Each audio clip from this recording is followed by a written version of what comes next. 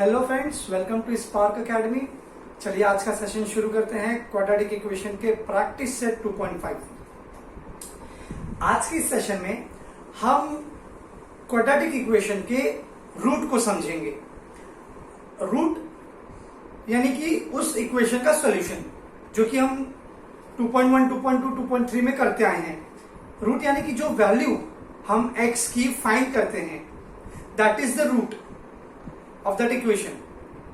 सो इस रूट को, इक्वेशन के रूट को हम एक नए तरीके से समझेंगे। तो आइए सबसे हम पहले देखते हैं nature of root of quadratic equation. अगर किसी भी क्वाड्रेटिक इक्वेशन का जो रूट है, रूट यानी कि उसका एंड आंसर, उसका हम नेचर के बारे में पढ़ेंगे। तो उसके लिए क्राइटेरिया दिया है। किसी भी क्वाड्रेटिक इक्वेशन का जो रूट का जो नेचर है वो या तो रियल एंड इक्वल होगा, या तो रियल एंड अनइक्वल होगा, या तो नॉट रियल होगा।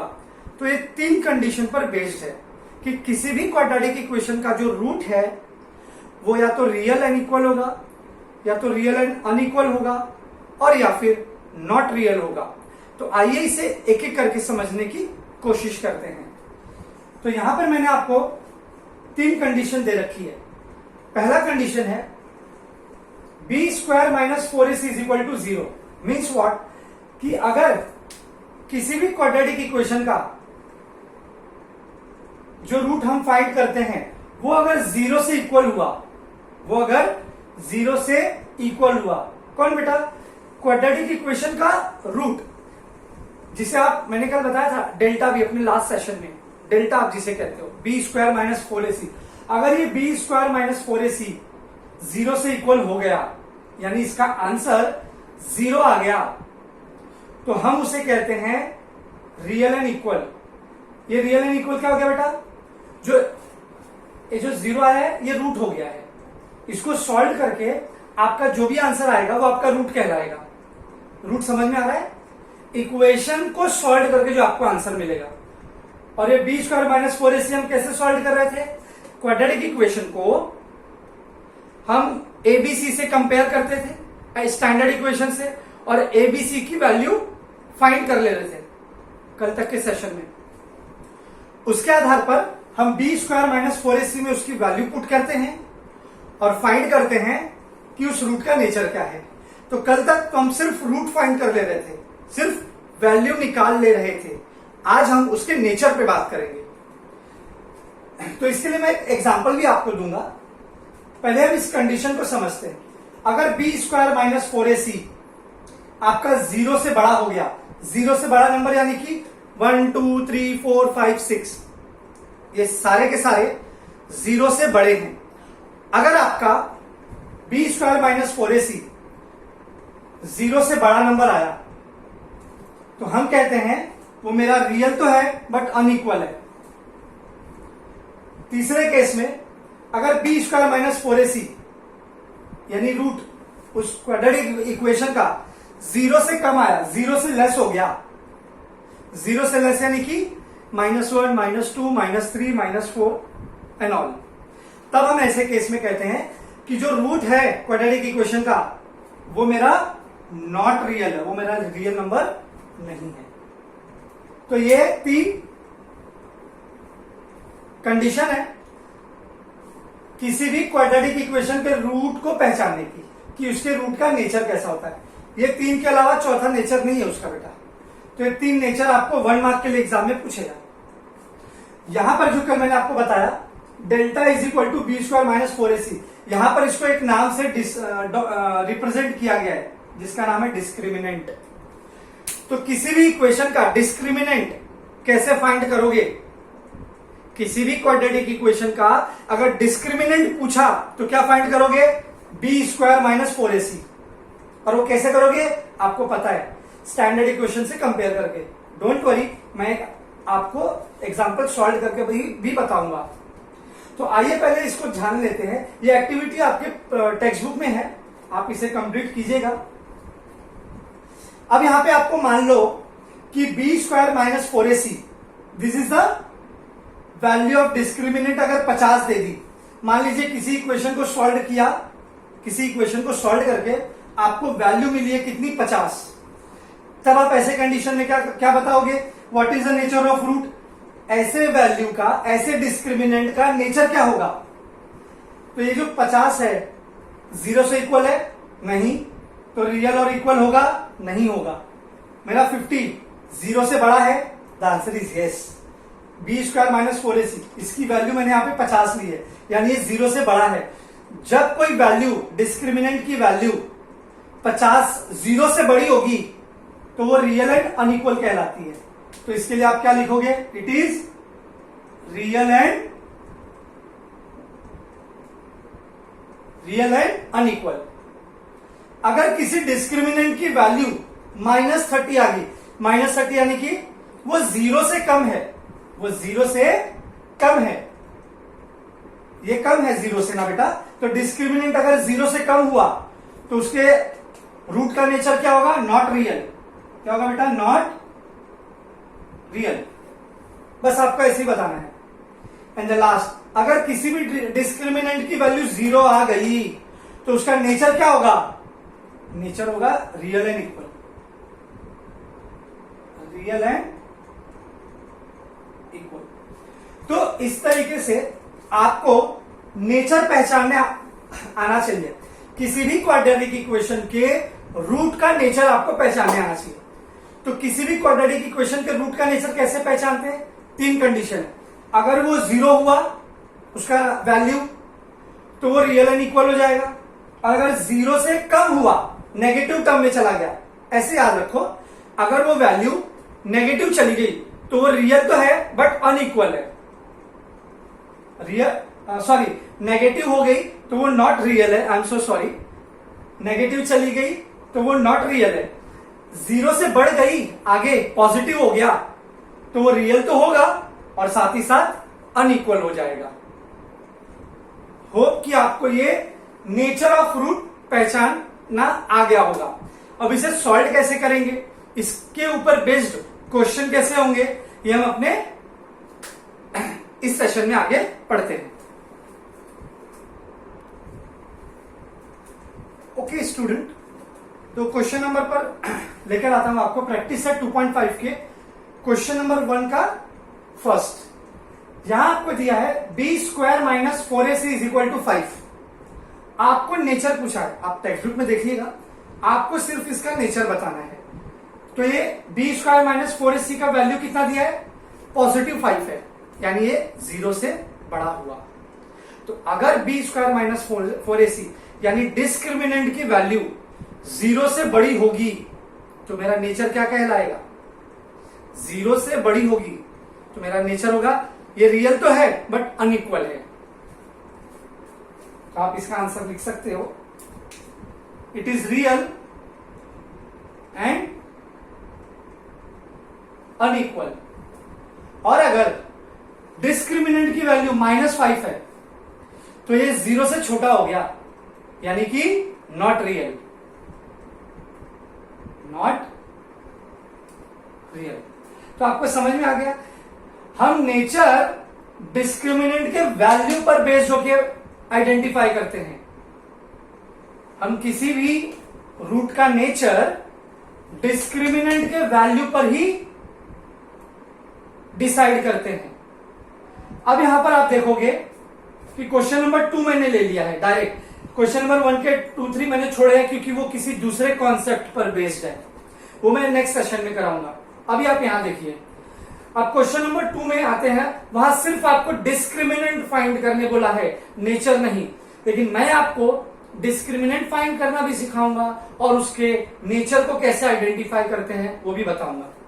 तो सबसे पहले हम क्या करेंगे, इस इक्वेशन को अपने स्टैंडर्ड इक्वेशन से कंपेयर कर लेते हैं। कंपेयर विथ, किसके साथ कंपेयर करेंगे बच्चों, स्टैंडर्ड इक्वेशन। क्या है मेरा standard equation, ax² + bx + c is equal to 0। और अब हम यहां पे a की वैल्यू ले लेंगे। a यानी देखो ये x² फर्स्ट टर्म, इसका कोफिशिएंट कितना है यहां पर, जब कुछ ना हो तो क्या लेंगे, 1। जब आपको कुछ भी कोफिशिएंट नहीं दिया है बेटा तो 1 आप एज्यूम कर लेना।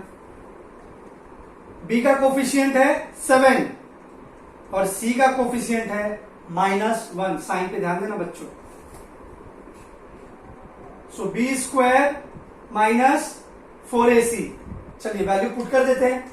बी स्क्वायर यानी कि बी वाला टर्म 7 स्क्वायर -4 इंटू ए इंटू सी।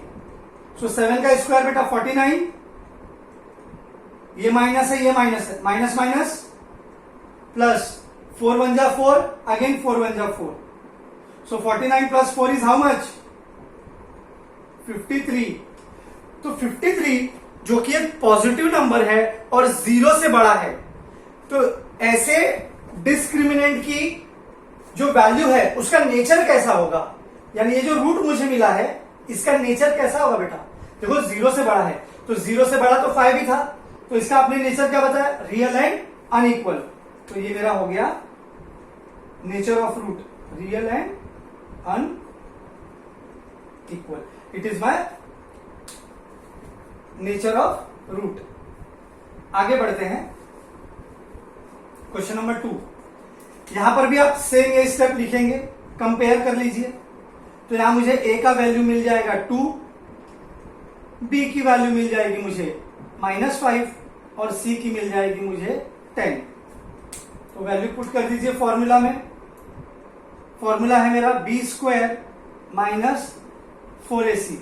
तो b स्क्वायर यानी कि नेगेटिव टर्म का स्क्वायर -4 इंटू a यानी कि 2 इंटू c यानी कि 10। सो किसी भी नेगेटिव टर्म का स्क्वायर क्या हो जाता है बेटा? पॉजिटिव हो जाता है। तो ये हो गया यहां पर 25 माइनस 4 2 जा 8, 8 10 जा 80। 80 में से 25 जाएगा तो कितना आ जाएगा बेटा? -55। अब यहां पे आपको डिस्क्रिमिनेंट की वैल्यू कैसी मिली है? नेगेटिव, यानी कि 0 से कम। तो जब डिस्क्रिमिनेंट आपका 0 से कम हो जाता है तो ये क्या हो जाता है? रूट का नेचर क्या हो जाता है? Not real. क्या हो जाएगा बेटा? Not real. चलिए अगले क्वेश्चन की तरफ बढ़ते हैं जो कि आखिरी है। √2x²। तो मैं यहां पे डायरेक्टली कंपेयर करके a की वैल्यू ले ली मैंने। आपको देखो ये स्टेप बार बार लिखना है बेटा हर क्वेश्चन में। हाँ, ये step compare with marks cut सकता है। b की वैल्यू हो गई 4 और c की वैल्यू हो गई 2√2। तो चलिए फॉर्मूला में पुट कीजिए b स्क्वायर -4ac। क्या कहता है? b स्क्वायर यानी कि 4 का स्क्वायर -4 इंटू a यानी कि मेरा √2 और c यानी कि 2√2। 4 का स्क्वायर हो गया बेटा 16 -4। अब ये √2 है और ये √2 है, ये √2 क्या बन जाता है बेटा? 2 हो जाता है। और यहां पर भी तो बेटा एक 2 है, तो 2 कितनी बार आएगा? 2 टाइम। ये 2 मैंने ये वाला लिखा बेटा, ठीक है। और ये √2 2 बन गया, तो ये 2 मैंने लिखा। तो चलिए 16 माइनस 4 2 जा 8, 8 2 जा 16। सो 16 माइनस 16 इज 0। तो ये इस रूट का नेचर क्या होगा बेटा? Real and equal. तो इस तरीके से आपको क्वाड्रेटिक इक्वेशन के रूट को फाइंड करने आ गया और साथ ही साथ उसके नेचर को भी आपने आइडेंटिफाई कर लिया। तो ये 3 कंडीशन है। So please take the screenshot so that we can move for the question, next question. Okay student, question number 3 में आते हैं। यहां पर आपको डिस्क्रिमिनेंट तो फाइंड करना है। डिस्क्रिमिनेंट यानी कि b स्क्वायर -4ac, उसकी वैल्यू फाइंड करनी है और साथ ही साथ आपको उसको नेचर भी बताना है। नेचर यानी कि या तो वो रियल एंड इक्वल होगा, या तो रियल एंड अनइक्वल होगा, और या तो नॉट रियल होगा। तो आइए इसे सॉल्व करते हैं। पहला, मैंने हर बार कहा है आपको स्टार्ट कैसे करना है, कंपेयर विथ। हम इसे सबसे पहले कंपेयर करते हैं, किसके साथ करते हैं, standard equation ax square plus B X plus C is equal to 0, और फिर a की वैल्यू निकालिए। a यहां पर देखो कोई भी कोफिशिएंट नहीं है, तो कितना एज्यूम करेंगे, 1। b की वैल्यू कितनी है, -4। c की वैल्यू कितनी है बेटा, 4। So therefore my b square minus 4ac is equal to, b यानी कि नेगेटिव टर्म का स्क्वायर, माइनस 4 इंटू a यानी कि 1 इंटू c यानी कि 4। सो नेगेटिव टर्म का स्क्वायर पॉजिटिव, माइनस 4 4 जा 16। So here we got value 0। So what is the nature of root of the quadratic equation, nature of root of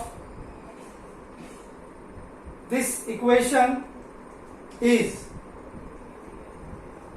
real and equal।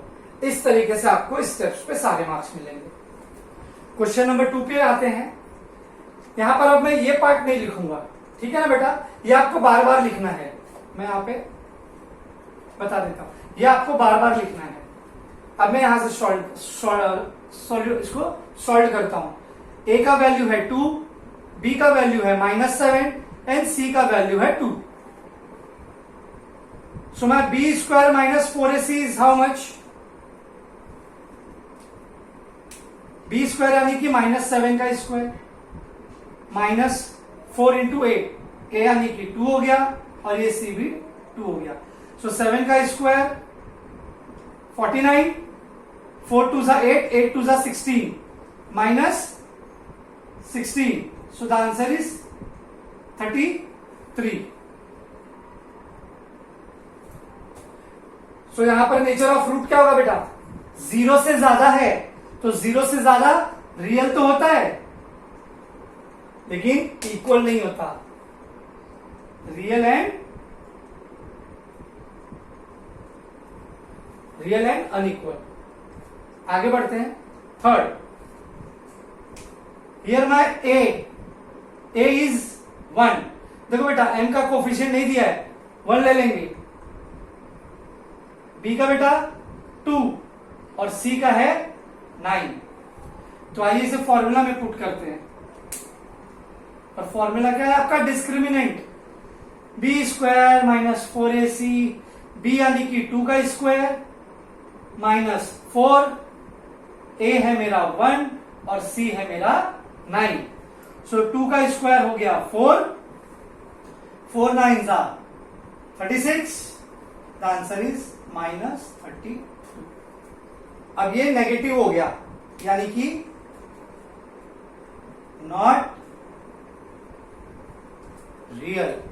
तो इस तरीके से आज के इस सेशन में हमने नेचर ऑफ रूट को जाना कि किसी भी क्वाड्रेटिक इक्वेशन का जो रूट का जो नेचर है वो 3 कंडीशन पे डिपेंड करता है। 0 से इक्वल है, इक्वल है यानी रियल इक्वल हो गया। अगर आपका डिस्क्रिमिनेंट 0 से इक्वल हुआ, 0 से इक्वल हो गया ना बेटा, तो ये रियल एंड इक्वल है। 0 से बढ़ गया, रियल तो है बट अनइक्वल है, लेकिन 0 से छोटा यानी नेगेटिव नंबर, तो वो नॉट रियल होगा। ये 3 कंडीशन आपको मैंने सिखा दिया है। ये 3 1-1 मार्क्स के क्वेश्चंस ऐसे आपके एग्जाम्स में आते हैं। सो आज के सेशन के लिए इतना ही। मिलते हैं अपने अगले वीडियो में। Till that, be at home, be safe, stay happy and enjoy your study. See you.